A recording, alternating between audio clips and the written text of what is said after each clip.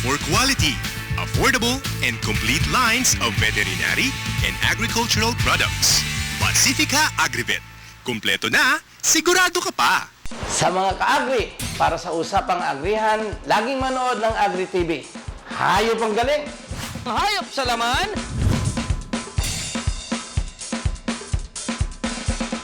hayop sa impormasyon,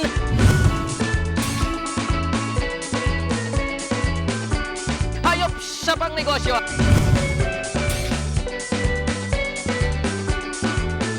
Hayop sa dating,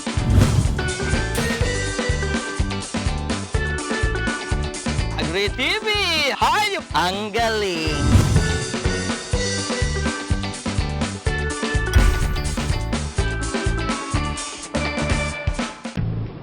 Ay sir, kamusta na po kayo? Ito ayos lang, dumadami na yung kalapati ko. Kaso hindi ko alam yung mga ipapainom, baka magkasakit sila eh. Baka meron ka dyan yung supplement, yung pangkarera. Naku, hindi ito. Hindi ito yung nahanap ko. Yung nahanap ko yung Tatak Excellence. Meron. Pakita mo nga. Yan pang prevention saka treatment. Yan! Yan ang talagang magaling. Kunin mo lahat yan? Sige, bigay kitang wholesale price. Ang Rockdove ay ang dibisyon ng Excellence Poultry and Livestock Specialist na highly dedicated sa paggawa ng mga gamot at suplemento para sa magandang performance ng ating mga kalapati mula breeding, training hanggang derby races. As we witness the growth of the pigeon industry, I would like to thank Excellence Poultry and Livestock Specialists for coming out with Rockdove medicine and supplements. When it comes to pigeons, hanapin at Tatak Excellence. Talagang magaling.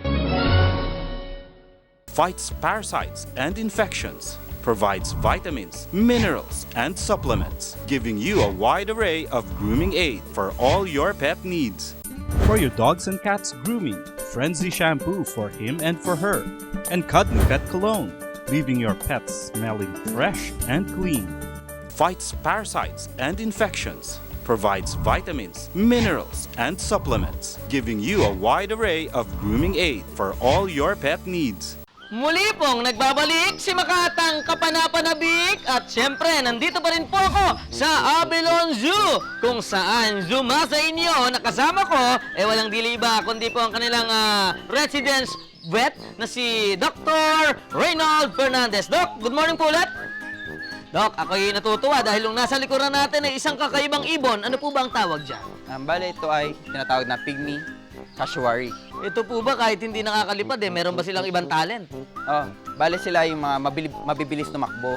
And pag delikado din sila, pag sinipakan nila, magkakaroon ka ng malaking injury or masusugat ka ng malalim.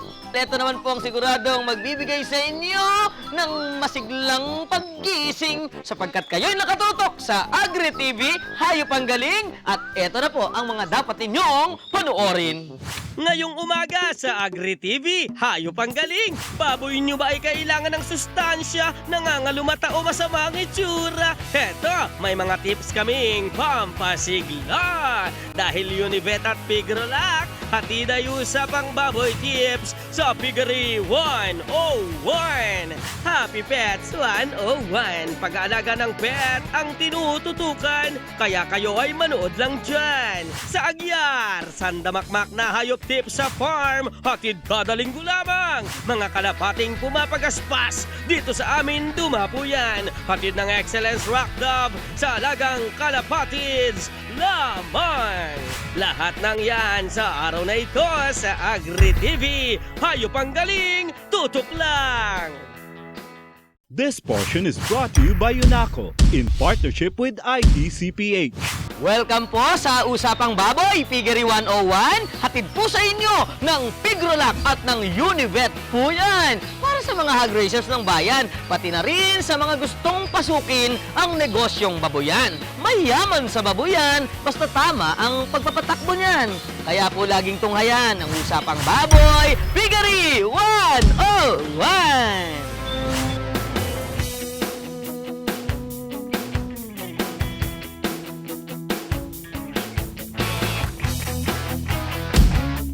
Magandang umaga sa inyong lahat. Ito po si Doc AJ para na naman sa isang episode ng Usapang Baboy, Piggery 101.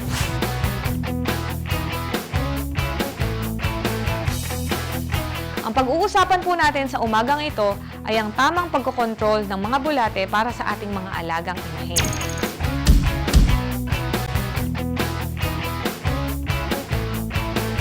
Pag-uusapan din po natin kung paano natin mai-improve ang performance ng ating mga inahin sa pamamagitan ng pag-i-implement ng proper worm control program.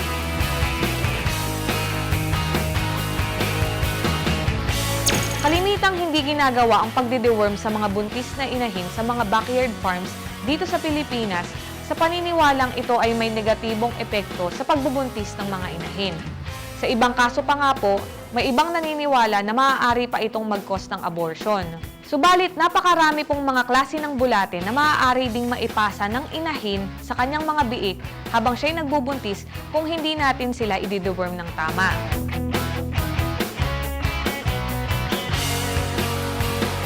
Ang iba't ibang klase ng mga bulate na maaaring makita sa ating mga alagang baboy dito sa Pilipinas ay yung mga roundworms, threadworms, lungworms, kidney worms, nodular worms, red stomach worms, at whipworms. Bukod sa masamang epekto ng mga bulate sa carcass quality at sa growth performance ng ating mga alagang baboy, malaki rin ang masamang epekto ng mga ito sa reproductive capacity at performance ng ating mga alagang breeders.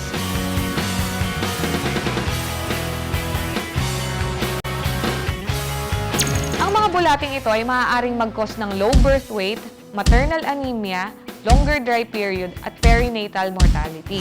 Ang mga clinical signs naman na maaari nating makita sa mga infected na inahin ay coughing, loss of body condition, anemia, blood in feces, diarrhea, at vomiting. Ang mga hindi na deworm at infected na inahin ay maaari ding maging potensyal na source of infection para sa kanilang mga piglets. Dahil maaaring makain ng ating mga piglets yung mga infected na feces o kaya mula sa infected na milk.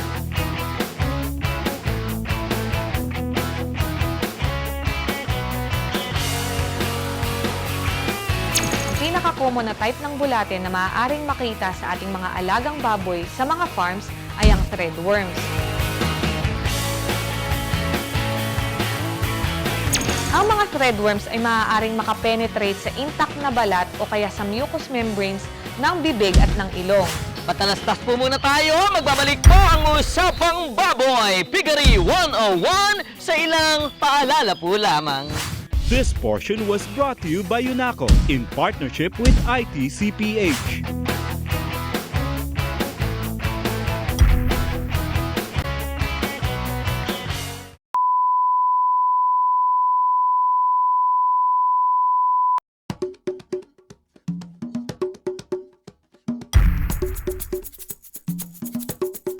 This portion is brought to you by UNACO in partnership with ITCPH. Ang mga threadworms ay maaaring makapenetrate sa intact na balat o kaya sa mucous membranes ng bibig at ng ilong.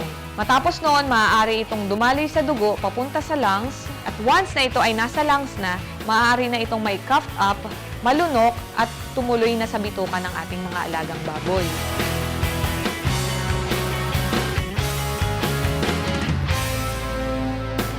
Itong mga threadworms na ito ay maaari ding mag-cross ng placenta mula sa buntis na inahin papunta sa kanyang mga piglets. At maaari din itong mag-cause nga ng perinatal mortality.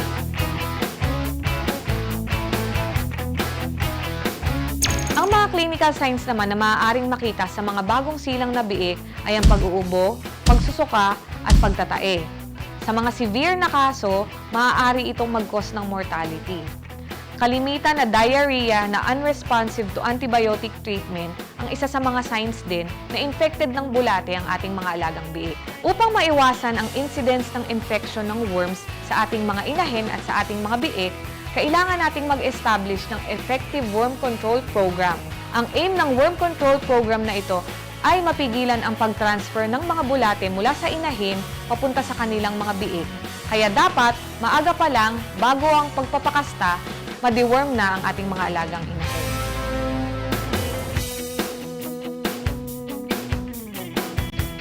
May mga bagay pa tayo na kailangang isaalang-alang din upang mapigilan pa ang pagdami ng mga bulate sa farm. Una, kailangang maputol ang life cycle ng mga bulate sa pamamagitan ng pag-i-improve ng mga management practices natin, including yung sa housing, yung regular manure removal, at yung pag-minimize ng pig-to-pig transfer. Para sa housing, kailangan nating regular na i-practice yung 7-day downtime or rest period ng ating mga pens. Kailangan din nating siguraduhin na yung mga pens na paglilipatan natin ng bagong batch ng mga piglets o mga older pigs ay maayos na nalinis at na-disinfect.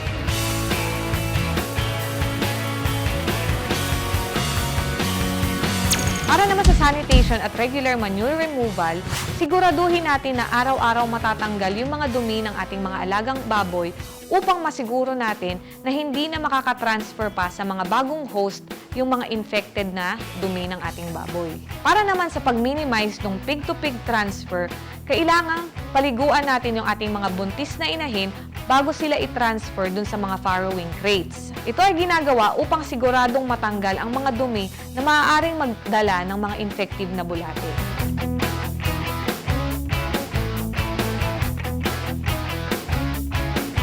Isa pang paraan upang ma-minimize yung pig-to-pig transfer ng mga bulate ay sa pamamagitan ng paglilinis ng mga udder ng ating mga lactating sows bago sila magpadede ng mga biik.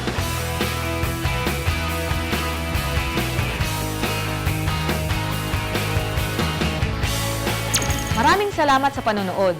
Abangan niyo po ang aming susunod na episode dito sa Usapang Baboy Piggery 101 para pag-usapan naman natin ang pag-i-implement ng proper deworming program. Nagtatapos po dito ang yugtong ito ng Usapang Baboy Piggery 101. Mas marami pang kayamanan ng kaalaman ang inyong matutunghayan, kaya abangan! This portion was brought to you by UNACO in partnership with ITCPH.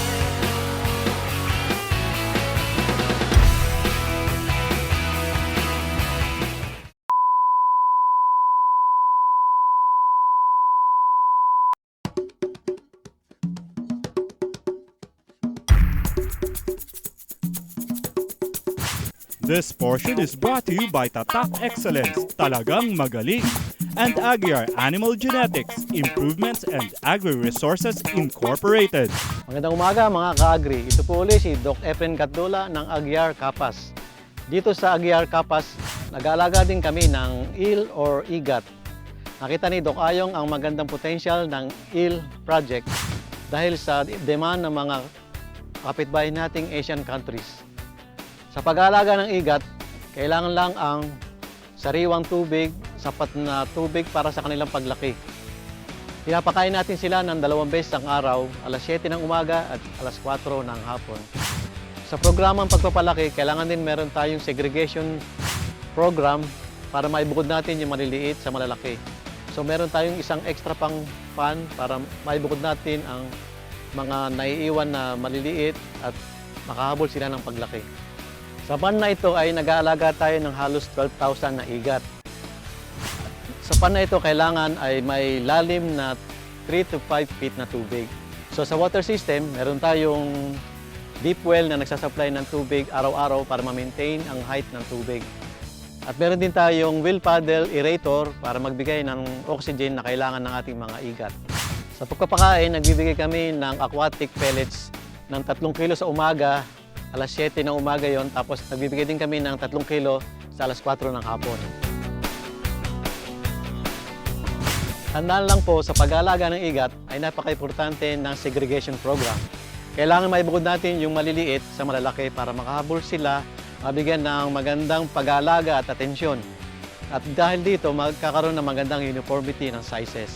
Sa period ng pag-aalaga, bago ma-harvest, ay kailangang umabot tayo ng 5 to 6 months at tumitimbang siya ng 400 to 500 grams.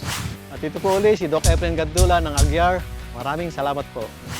This portion was brought to you by Tatak Excellence, Talagang Magaling, and Aguiar Animal Genetics, Improvement and Agri-Resources Incorporated. This portion is brought to you by Excellence Rock Dove. Magandang araw po mga ka-agri. Ito po si Doc AJ Ferre ng Alagang Kalapatids, hatid po sa inyo ng Excellence Rock Dove. Ngayong araw po ito, ibibigay po namin sa inyo ang Secretary General at Officer in Charge po ng Racing Pigeon Clubs Federation Pilipinas at isa po sa Board of Directors ng Eastern Pigeon Fanciers Club. Wala pong iba kundi si Sir J.R. Ochoa. Nagsimula yan mga grade 5 pa ako. Na-fascinate ako sa racing pigeons. Kasi pag pinakakawalan niya, bumabalik. Hanggang sa dumating na yung age na natuto tayong mag-aral, ano ba yung meron sa racing pigeon. Hanggang sa natuto na tayo mag-alaga, ganyan. Paano mag-maintain ng ibon. Nakasubok na rin ng mga panalo. At saka mag-breed, kung paano yung tamang pag-breed. Yung mga regular fancier, takbuhan lang kami. So magre-race kami, kunyari dadalhin sa isang lugar. Pagdating ng kalapati, tatakbo namin sa finish line. So doon nag-start, ang tawag namin doon street fight. So ngayon, iba na. Meron na tayong clocking system. So magre-race tayo malayo. Tapos pagdating ng ibon, may code siya. Tapos magte-text ka, magka-clock ka na. Makikita mo sa website ngayon yung clocking mo. So medyo naging high-tech na siya. Una namin naging problema, yung dambahan sa track na tinatawag. So pag magre-release na yung mga clubs, yung mga tao sa province, hinuhuli nila yung kalapati. Pagbukas nung dadambahin nila. Kasi kung ano-ano na yung paggagawin nila. So naayos natin yon sa security. Kaso syempre, nanganganak yung problema, ika nga. Nagkaroon tayo ng mas malaking problema, which is yun yung lambat na tinatawag. Set up sila ng lambat, dadaan yung ibon, mahuhuli si ibon, papatubo sa may-ari. So, parang kidnapping. Pero lately, naayos na natin yan. So, yung task force lambat natin, headed by our Racing Pigeon Clubs Federation Pilipinas. So, yung mga volunteers natin, nandyan.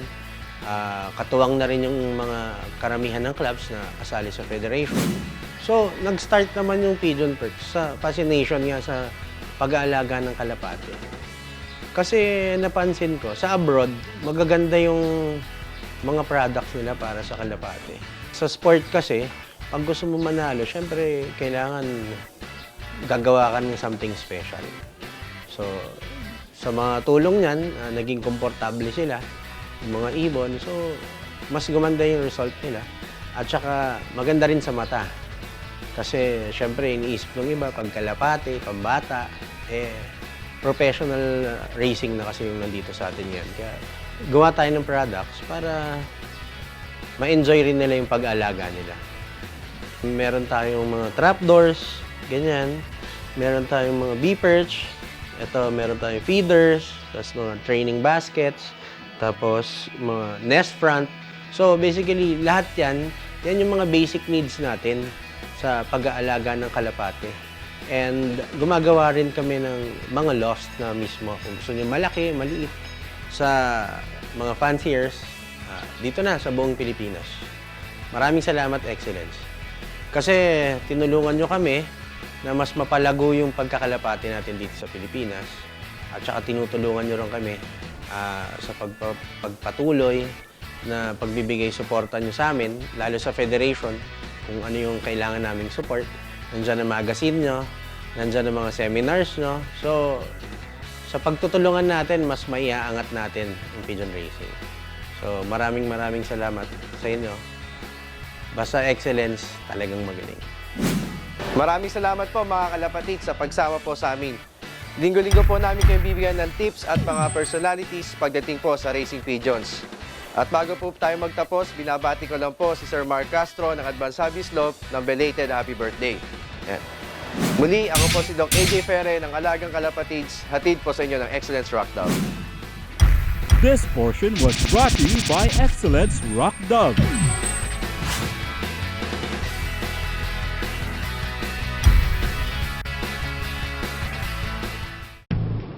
Ay sir, kamusta na po kayo? Ito ayos lang, dumadami na yung kalapati ko.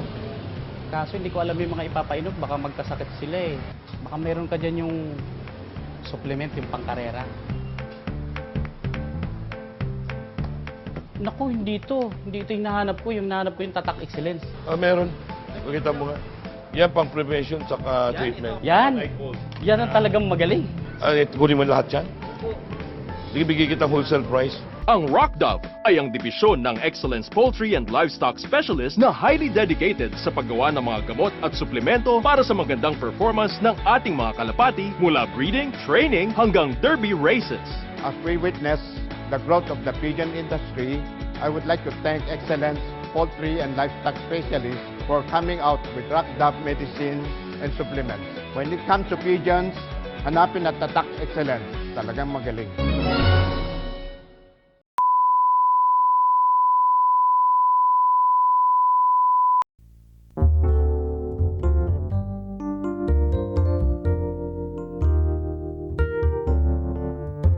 Only one thing fuels life. Nothing should stop you from giving your best every day. Take Life Oil daily and complete your passion. I feel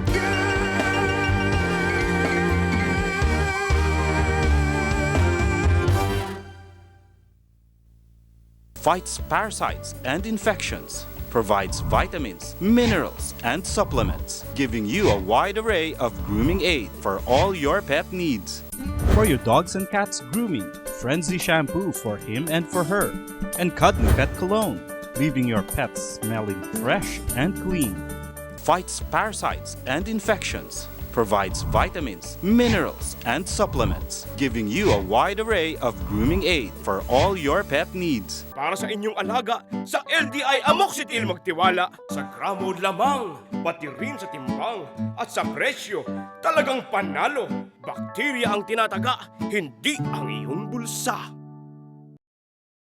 Para sa inyong alaga, sa LDI Amoxicil magtiwala. Sa gramo lamang, pati rin sa timbang at sa presyo, talagang panalo. Bakterya ang tinataga, hindi ang iyong bulsa.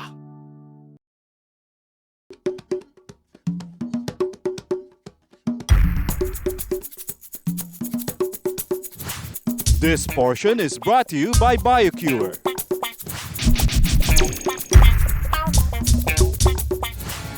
Ako si Don Michael Perez at ito si Harry, isang male cinnamon Bengal cat.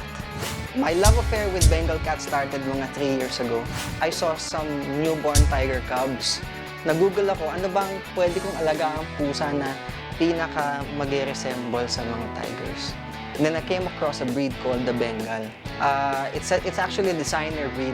It's a cross between yung American Shorthair at saka yung Asian Leopard cat. Gustong-gusto ko yung stunning coats niya. But then I found out na wala pang Bengal dito sa Pilipinas. So kung meron man, hindi good quality. So I searched for a good breeder and I found the nearest I could find was in Thailand.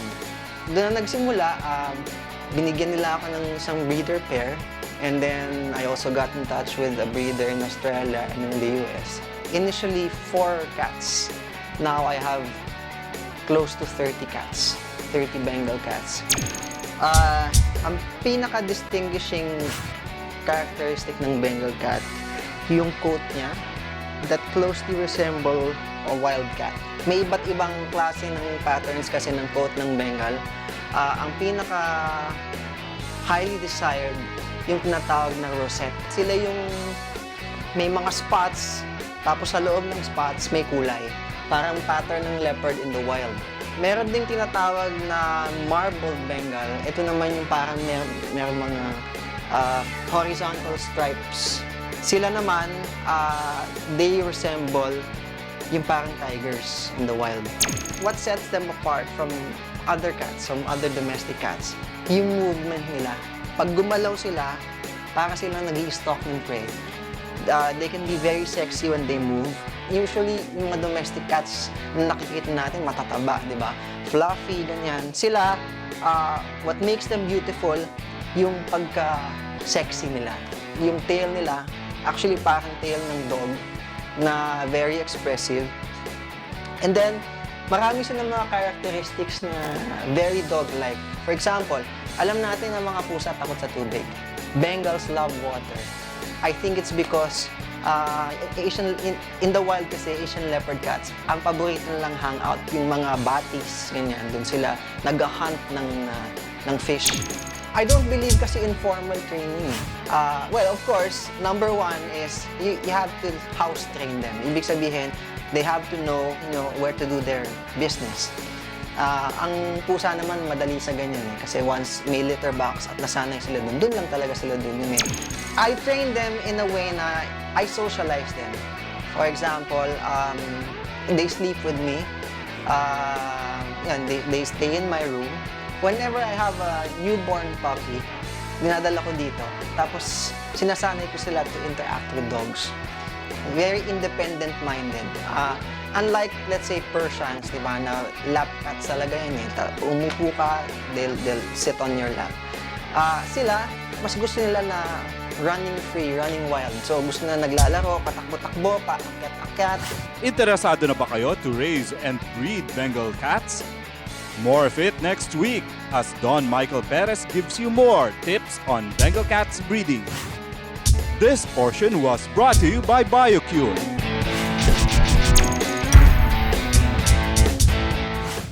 Mga ka-agri, labag man po sa aking kalooban, ay kailangan ko na hong pansamantalang magpaalam. Sapagkat katulad po ng kalapati sa aking likuran, nakapamilya na namin. Lagi nyo namang napapanood yan, napapagod din ho ako sa paglipad. Pero wag ho kayong mag-alala sapagkat mamamahinga lang ho ako ng konti dahil sa isang linggo. Nako, pasasayahin ko na naman kayo para kayo ay mapapalakpak ko dahil sa inyong galak na mararamdaman kapag kinanood kayo ng programa kong nagbibigay pa ng maraming kaalaman. Kaya ako ay tutukan lang dito lamang po sa Agri TV. Hayop ang galing! Season 4 na po namin! Salamat po!